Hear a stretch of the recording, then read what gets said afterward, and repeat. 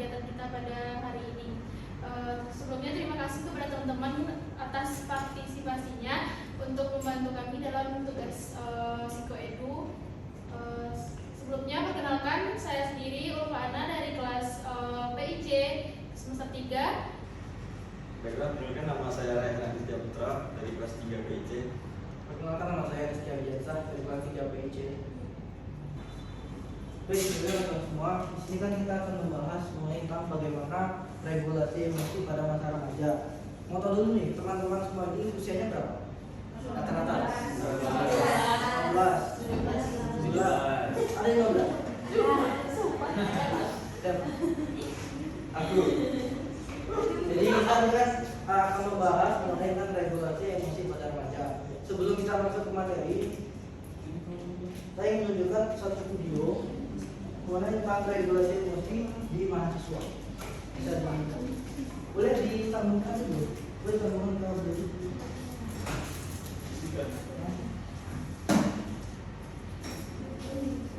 Sambil menunggu. Jadi teman-teman semua, ada yang tahu nggak apa itu emosi? Apa itu emosi? Ada yang tahu? Halo, emosi ada yang tahu? Coba. Emosi adalah perasaan yang jelas apa ya? Lupa kak.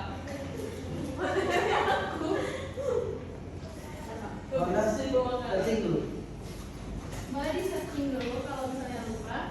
Jadi teman-teman semua bisa ya.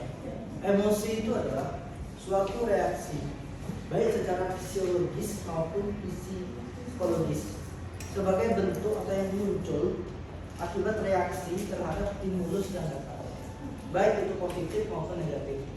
Contohnya ketika ada rangsangan seperti orang gini lah, teman-teman sendiri, kita punya sahabat, satu orang ini bawaannya dari posting emosi aja, itu kan emosi negatif kan, otomatis kayak menyerap emosinya kepada kita ikut marah juga. Cuman kalau kita dapat mengendalikan emosi, otomatis kita pasti akan membantu meredakan emosi dari teman-teman. Teman-teman bahkan saksikan video berikut ini. Sebagai mahasiswa baru, Dudi masih menikmati suasana baru. Di hari yang indah, pagi yang cerah, Dudi jalan ke kampus dengan sumringah. Tiba-tiba ada motor lewat genangan air dan mencipta Dudi. Pagi yang cerah jadi penuh amarah. Untung ada WA.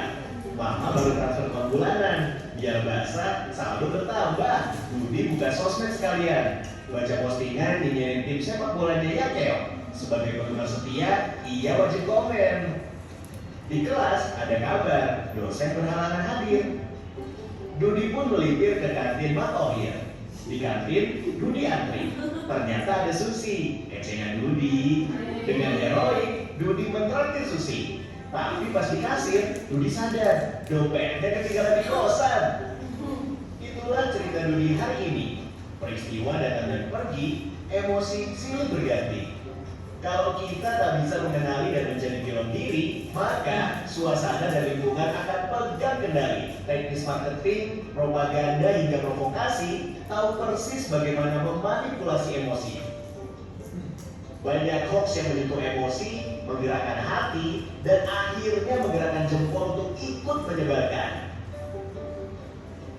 Konflik, perang saudara, dan aksi terorisme kebanyakan berawal dari pemanfaatan ketakutan dan perasaan terancam. Emosi itu alam jiwa yang memberi rasa pada dunia.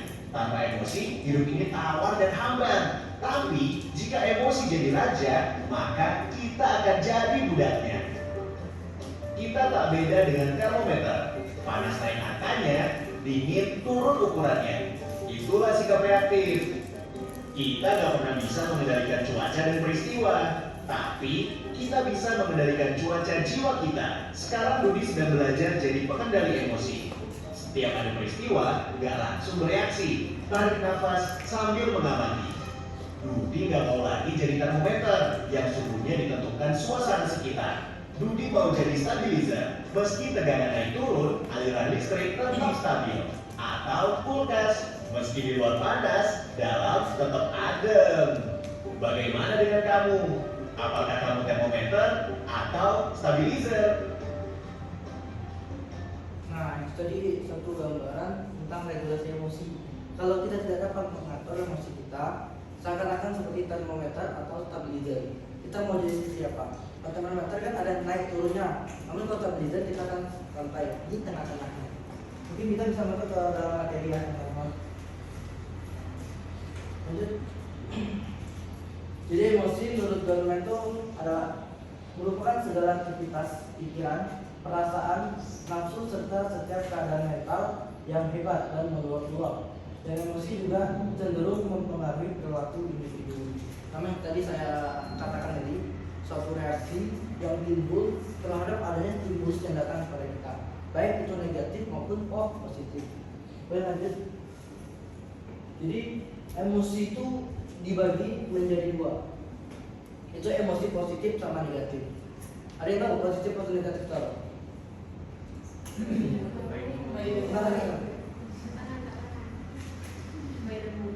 Contohnya kayak positif ini Pak. Kalau positif itu dia emosi yang joy atau bahagia. Ya. Terus yang negatif mungkin dia anger atau marah. Kalau nggak salah materi yang nanti itu. Jadi emosi itu tidak hanya marah-marahan. Ada yang termasuk jenis emosi negatif. Cuman kalau dikatakan emosi itu tidak hanya marah-marahan. Positif dan negatif kita lebih sedikit.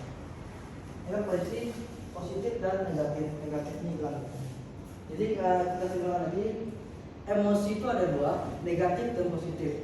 Yang positif itu ketika kita merasa gembira, ceria, semangat, penuh motivasi, sehingga kita dalam melakukan aktivitas, baik itu secara kepribadian kita atau tentang hal-hal yang dunia kita, maka akan berjalan dengan lancar.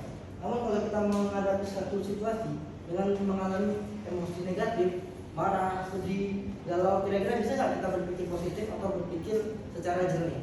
Bisa nggak? Ya. Jadi itu masuk emosi positif dan negatif. Selanjutnya, fungsi emosi. Jadi emosi itu berfungsi sebagai pembangkit energi, pembawa informasi, pembawa pesan interpersonal dan sebagai informasi keberhasilan.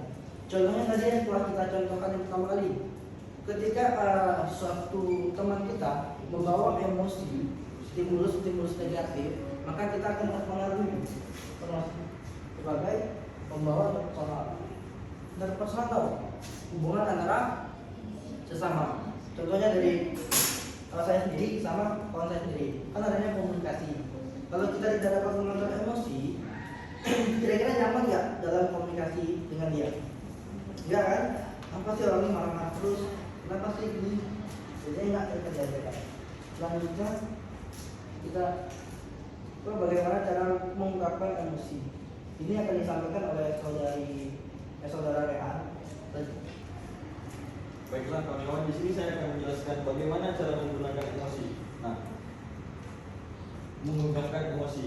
Nah, di sini kan ada di sini yang secara verbalnya. Kalau tidak suka, bilangnya tidak suka. Ketika marah, suka membentak atau menggunakan nada yang tinggi. Nah, itu komunikasi yang dilakukan secara verbal. Kayak misalkan saya sendiri marah kepada Ardi ini. Kayak saya nggak suka, saya marah-marah. Itu secara verbal. Kayak contoh kayak, kok kenapa sih kayak ini gitu contohnya. Nah, jadi yang ini adalah verbalnya melalui ekspresi atau sorotan mata dan bahasa tubuh. Kayak misalkan saya nggak suka sama si Ardi kan, dia datang, saya langsung gitu nengoknya, nggak mau jumpa dia, nggak mau tatap muka karena saya nggak suka. Jadi itu yang dinamakan dengan non verbal. Lanjut. Aspek-aspek kemampuan mengelola emosi. Nah, yang pertama itu mampu mengendalikan diri. Nah, jadi kita mampu mengendalikan emosi kita gitu, kayak di mana tempatnya kayak kita gampang kepancing dengan amarah orang atau kayak gak mudah gitu untuk terbawa emosi. Kayak bisa kita tenangin diri kita untuk mengontrol kita untuk kayak mana ke depannya. Nah, selanjutnya itu ada menunjukkan sifat sungguh-sungguh. Nah, di mana kita kalau misalnya ada tujuan sesuatu itu sungguh-sungguh. Jadi kayak ibaratnya gimana ya?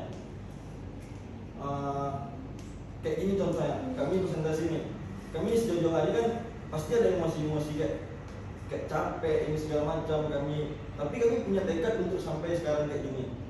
Jadi kami kayak sungguh-sungguh untuk sampai ke sekarang, jadi kami bisa mengendalikan emosi kami gitu. Contoh yang kedua, lalu menunjukkan sifat dapat dipercaya. Nah, mengelola emosi itu juga gampang untuk kedepannya biar kita dipercaya sama orang. Jadi kayak dikasih amanah, kayak contohnya dia sebagai kosma, dia pandai mengendalikan emosi dan mengambil jalan tengah dalam kelasnya itu. Nah, itu yang dinamakan dengan sifat yang dapat dipercaya nanti. Baru yang keempat ada menunjukkan adaptabilitas. Sudah.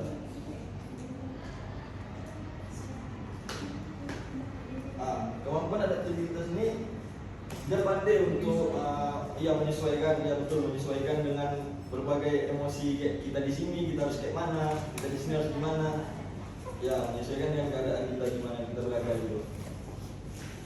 Dan kelima itu menunjukkan inovasi. Ada yang tahu menunjuk inovasi itu gimana? Tahu?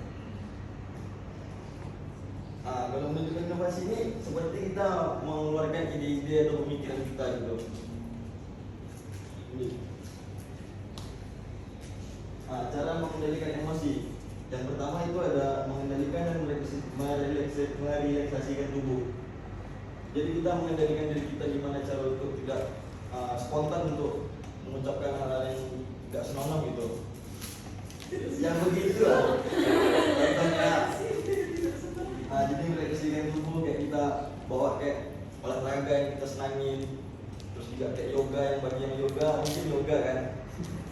Nah, baru mengonfrontasi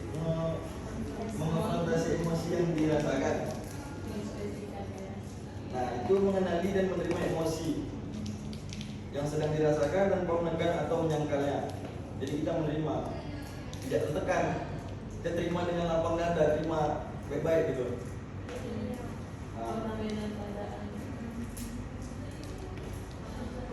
Lanjut yang ketiga, merespon emosi secara sehat. Nah, kita kayak tadi yang pertama aspek-aspek tadi kan. Nah, itu kita mengendalikan diri. Di sinilah bergunanya merespon emosi secara sehat. Jadi kita mengendalikan diri, jadi kita bisa merespon emosi-emosi yang masuk ke kita. Respon itu secara berpikir jernih gitu. Nah, lanjut yang berkomunikasi dengan arsetis dan percaya diri. Nah, ini menyampaikan perasaan dengan jujur, namun tetap sopan dan menghormati orang lain. Jadi kita menyampaikan apa yang kita tidak suka itu dengan cara yang sopan. Bukan kayak seolah datang labrak itu nggak bisa. Jadi kita kayak datang ngomong kayak kalau kayak gini dengan kepala dingin. Gimana? Ya. Oke, baiklah lanjut dengan melakukan aktivitas fisik yang menenangkan. Seperti kawan-kawan di sini ada yang lagi sedih, lagi marah, atau lagi overthinking kan itu. Kenapa? Lagi marah, lagi sedih. Nah, itu mungkin butuh waktu sendiri kan. Mungkin dia dengan seperti itu dia tenang dirinya, dengar musik. Seperti itu. Baru yang keenam menjalin hidup yang tenang dan damai.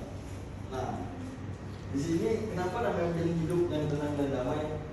Biar emosi kita terkontrol. Kayak tadi yang dikatakan sama aku tadi. Kalau misalkan lingkungan kita negatif emosinya, kita bakal terbawa arus sama dia.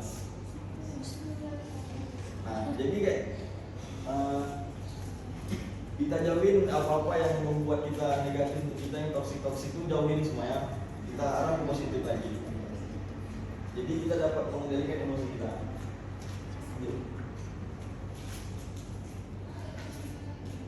Nah, baiklah di sini saya akan menjelaskan apa itu regulasi emosi. Nah, regulasi emosi adalah kemampuan untuk mengelola dan mengontrol emosi. Nah, regulasi emosi ini gimana kita dapat mengontrol gitu. Kayak misalkan kayak tadi lagi marah itu bisa kita tenangin, nggak bisa marah sampai meledak-meledak gitu, bisa terkontrol. Itu yang dinamakan dengan regulasi emosi. Baiklah, sampai saya kembalikan ke Rufana. Baik teman-teman, kan tadi udah dijelaskan sama Bang Rehan sama Bang Ardi. Selanjutnya itu tantangan regulasi emosi pada remaja. Teman-teman masih remaja nggak? Masih. Atau belum remaja? Nah, yang tantangan yang pertama itu perubahan hormon. Contohnya pada perempuan apa? PMS. Nah, betul. Dan lagi mungkin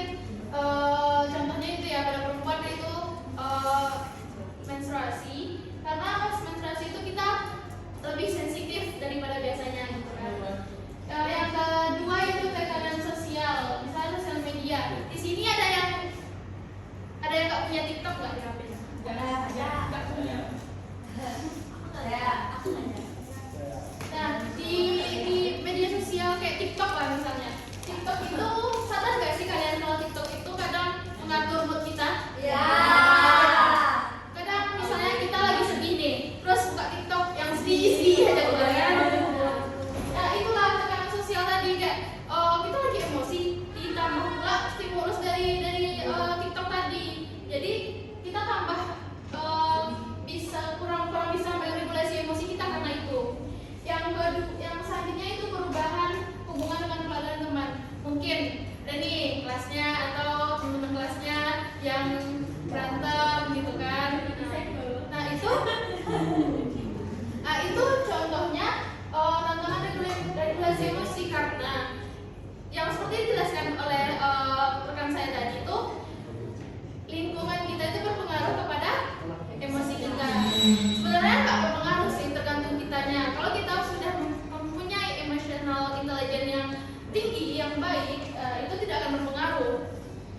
Yang selanjutnya stres akademik atau pribadi. Nah di sini ada nggak temannya yang atau dia sendiri yang ambisius? Ada nggak? Nah biasanya orang ambisius itu kerap atau kayak lebih cenderung kena mental block, yaitu kayak dia tuh lebih harus perfeksionis gitu. Nah itulah yang membuat dia tertekan. Jadi kayak pernah nggak sih kalian tuh mikir orang yang marah terus gitu, kayak dia sensitif kali orangnya. Pernah nggak sih kalian mikir kalau misalnya orang marah-marah tuh itu orang yang emosinya tuh gak stabil di sini gitu. Nah jadi kalau kan tadi udah ada regulasi emosi. Nah kalau misalnya tidak mampu mengatur emosi itu, akan ada beberapa dampak. Yang antaranya yaitu konflik dengan teman atau keluarga. Kalian kesel nggak sama orang yang asik-asik meledak, asik-asik marah aja gitu? Kesel kan? Nah, jadi itulah karena nggak mampu untuk mengatur emosi tadi, makanya ada konflik sama teman atau keluarga. Yang kedua, penurunan prestasi akademik. Orang yang kayaknya kan kalau misalnya orang yang emosian itu kan gak fokus, kadang malah bisa menjadi kecemasan gitu. Nah kecemasan itulah yang membuat dia kayak gak fokus belajar, jadi prestasi akademiknya menurun. Yang ketiga, risiko gangguan kesehatan atau kesehatan mental seperti depresi atau kecemasan. Nah seperti yang aku jelasin tadi, kalau misalnya emosi yang negatif ditumpuk terus, seperti gelas kalau diisi terus meluap kan. Nah itu kalau misalnya balon diisi terus pecah kan. Nah itulah dampak dari emosi yang ditumpuk-tumpuk tadi. Jadi kita harus bisa mengeluarkan emosi dengan sehat. Yang keempat, perilaku impulsif dan destruktif.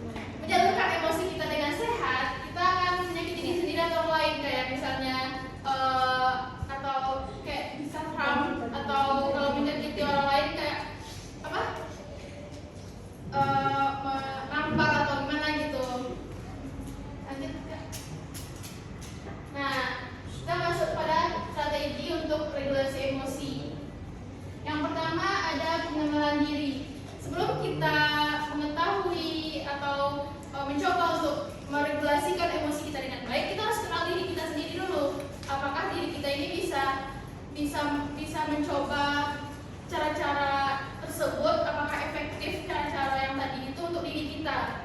Misalnya nih, kayak Bang Adit dia regulasi emosinya tuh misalnya dia lebih kayak apa ya? Ya, dia agresif kalau emosi. Nah, jadi kalau misalnya untuk regulasi emosinya itu agak harus dia gitu dulu, dia bawa sendiri dulu, baru dia tenang gitu. Nah, kalau aku mungkin perlu orang-orang sekitar aku untuk menurunkan emosi aku tadi kalau lagi meledak-ledak gitu. Beda-beda setiap orang. Jadi kita harus kenal sama diri kita dulu, baru kita bisa regulasikan emosi kita dengan baik. Yang kedua itu mengelola stres. Pernah nggak kalian dapat pelatihan pernafasan kayak kalau lagi emosi biasa orang bilang tarik nafas dulu, tarik nafas dalam-dalam gitu. Nah itu efektif, itu dibuktikan efektif untuk meredakan emosi. Yang ketiga, apa? Oh ya, teknik komunikasi. Teknik komunikasi jadi untuk meregulasikan emosi itu kita harus punya teknik komunikasi yang bagus gitu. Kalau misalnya kita nggak bisa verbal, atau verbal nggak? Dengan kata-kata, mengungkapkan dengan kata-kata, kita bisa dengan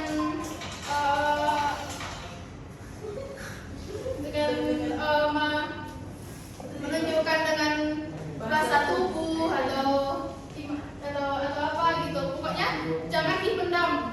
Kita harus bisa mengkomunikasikan emosi kita dengan baik. Selanjutnya,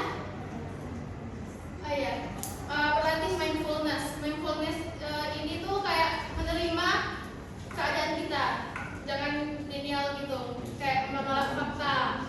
Nah, jadi misalnya kan kita tuh sebenarnya udah sakit secara mental, harus ada dukungan psikologis atau dukungan dari profesional atau psikolog gitu. Tapi kita kayak aku nggak perlu gitu, cuma mungkin atau misalnya ada nggak sih kalian pernah dengar soal orang bilang depresi itu karena jarang ibadah? Pernah kan? Nah, itu sebenarnya denial karena mereka nggak menerima kalau misalnya mereka harus ke psikolog, mereka harus ke psikiater. Ya, menurut ya, karena emang kayak kalau misalnya kita udah sadar kalau diri kita itu bermasalah, lebih baik ya berobat gitu. Jangan denial, nggak apa-apa kok, jangan. Nanti jangka panjangnya itu yang bikin kita rusak gitu. Nah, selanjutnya Terakhir, setelah penyampaian materi, ada satu video. Suatu hari ada seekor ular murat. Lihat, ini video tentang ular nggak? Enggak ya. Coba kita dengarkan dulu ya, saya kasih dengar. Coba saya dulu. Suatu hari ada seekor ular merayap melewati sebuah gudang peralatan. Tanpa sengaja ular itu menyenggol gergaji yang terletak di lantai, sehingga ia terluka. Ular itu merasa gergaji itu adalah ancaman. Ular itu menyerang balik dan menggigit gergaji tersebut, melukai mulutnya sendiri. Buta oleh amarah karena terluka, ular itu memutuskan untuk membalas dendam dengan mencekik gergaji itu. Ular itu melilitkan tubuhnya di sekitar gergaji dan mulai menekan dengan sekuat tenaga. Ular-ular itu terus-menerus melukai dirinya sendiri dengan gergaji hingga akhirnya mati. Andai saja ular itu mengabaikan luka dan terus melanjutkan hidupnya, ia bisa saja tetap hidup. Pesan moral dari cerita ini, saat kita langsung bereaksi dengan amarah dan mengutuk mereka yang telah menyakiti kita hanya akan melukai diri kita sendiri. Di dalam hidup ini, kadang kita mengabaikan situasi dan hinaan dari orang lain, karena hasilnya tidak bisa diubah dan bisa aja jadi bencana buat diri sendiri. Maafkan aja orang-orang yang telah menyakiti dan jangan biarkan mereka mengendalikan perasaan. Nah, itu video Jadi pesan yang bisa diambil ada dari yang besar di video terakhir.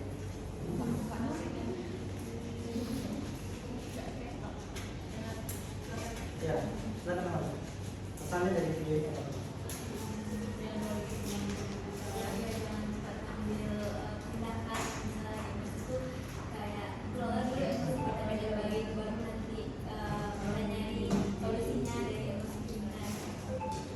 Jadi setiap respon, setiap stimulus yang ada kepada kita, baik itu positif maupun negatif, harus kita kendalikan. Contohnya tadi ketika pengambilan keputusan dalam dua emosi, yaitu negatif maupun positif, itu dilarang kita mengambil keputusan, karena akan berakibatkan di suatu saat nanti. Atau ada yang bilang begini, emosi itu bukan perintah, itu adalah reaksi. Jadi kendalikan, pahami, dan kelola emosi kita. Dan ada yang bilang juga, emosi kita tidak dapat mengendalikan emosi, namun kita dapat mengendalikan respon cara mengendalikan emosi tersebut. Mungkin itu yang dapat kami sampaikan. Baik teman-teman semua, mungkin itu yang dapat kami